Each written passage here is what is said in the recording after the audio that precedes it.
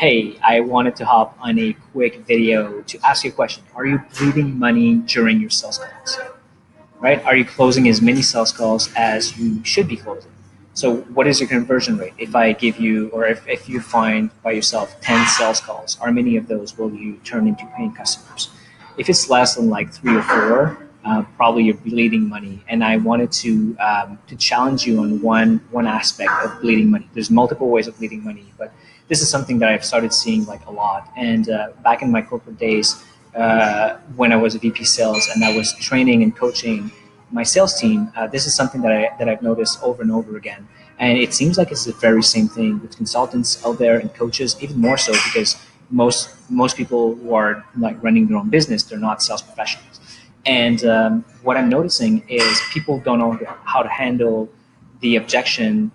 This is costing too much money, right? When you do your pitch, you get all the way to the end, and the person says, "Oof, this is too expensive," and people just freeze. They don't know what to do. And very often you kind of like go with the wrong strategy of trying to discount your prices. So trying to negotiate with them. This is really fucking bad. Like this is you just undermining your own self, your own gift, your own energy, your own expertise. And you, from that point on, you just lose all credibility. A lot of people try that because they kind of like get desperate and needy and they really want to close that sale. And they think that by lowering the price, well, that's going to address the problem, but like it really doesn't. And in some of the cases, basically people are just saying, yeah, this is too expensive. And what happens is eventually if you hear that too often, sometimes you run the risk of believing it. So you end up believing your prospects. You end up thinking that either they don't have enough money or that you are too expensive. So if you believe that they don't have enough money, then you start looking for another niche. And if you believe, if you side with them, if you believe their story, then you're like, oh my God, I'm too expensive, and you lower your price. And that's like super bad because then you lower your price, you go back on sales call, people will still tell you it's too expensive because it has nothing to do with the amount.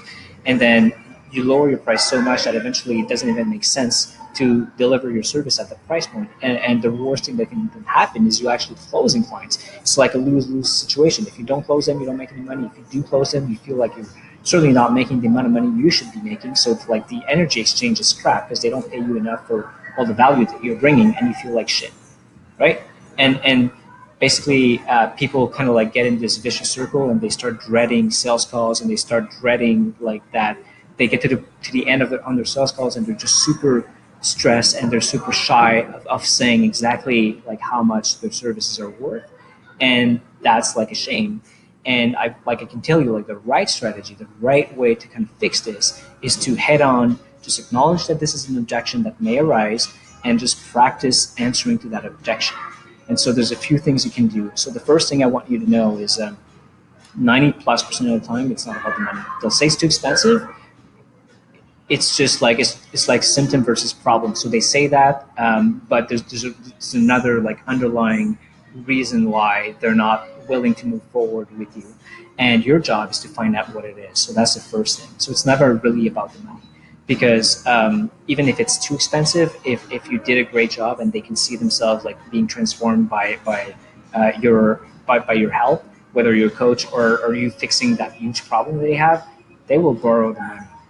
Like rest assured, they will ask someone, they will put it on their credit card, or like you'll see that, you know. But this is very rarely the case. So your job is to actually tackle this head on and know exactly how you're going to be answering to that. And you won't save everyone, but you'll save like a good portion of those who say that.